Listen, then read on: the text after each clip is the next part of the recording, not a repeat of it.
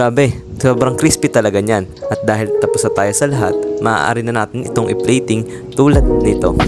The best talaga ang kare-kare ng mga Pinoy. Tulad ng recipe na ito. Very creamy at lasang-lasa mo ang peanut flavor ng mga mani. Idagdag mo pa ang tamis alat at ang distinct flavor ng bagoong na mas nagpapasarap sa potahing ito. Siyempre, super crispy din ng ating crispy bagnet. Kaya naman mga ka-Kravez, I highly suggest na itry ninyo itong recipe na ito at sigurado akong hindi kayo magsisisi.